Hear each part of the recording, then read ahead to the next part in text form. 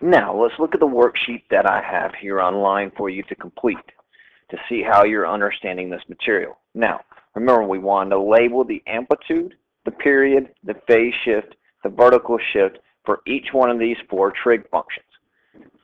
So, looking through here, here's your answers. If you need to, hit pause so you can check over your answers.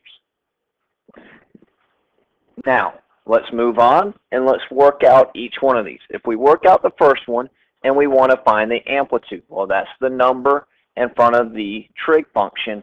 Here the trig function says sine, so our amplitude is 5.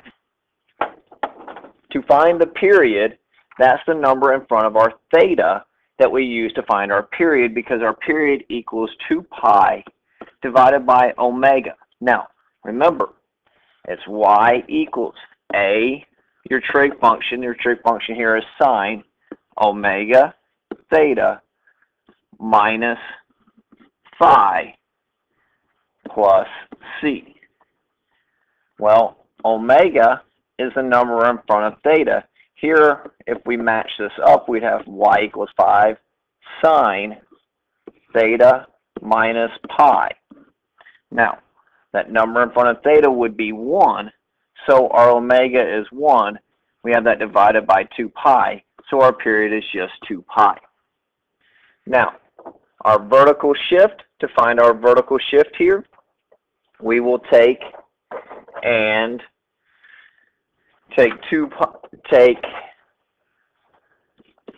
for our phase shift will equal pi, and how I get pi is I take negative of negative pi and divide that by 1, which is the number in front of theta, which is omega, because remember, it's negative phi divided by omega for our formula. Now, there is no number out here, so our vertical shift would be 0. Looking at number 2, the number in front of sine is 2, so our amplitude is 2.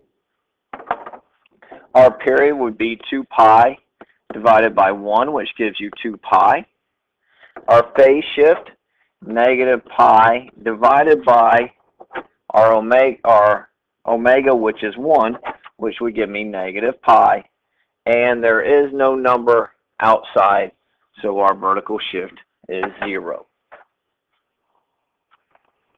Looking at the next problem, we do not have a number out in front of that we can visually see in front of sine, but remember, there's that 1 there.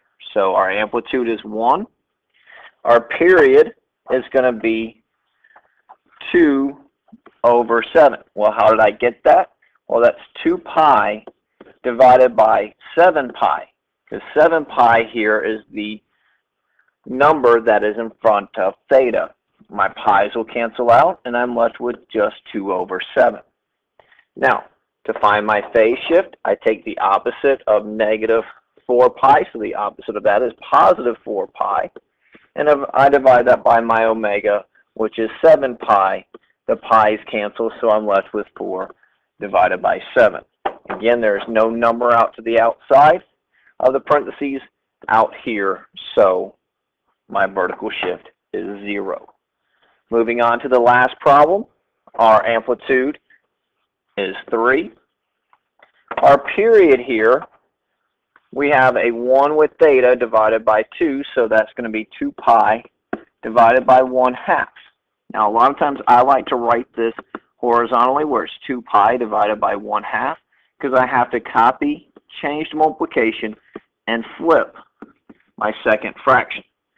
So that's going to end up being 2 pi times 2, which gives me 4 pi over 1, which is just 4 pi. Now, inside that parentheses, there isn't plus or minus a number, so I do not have a phase shift. There is no number on the outside, so I do not have a vertical shift. That is going through your 4 problems on your worksheet.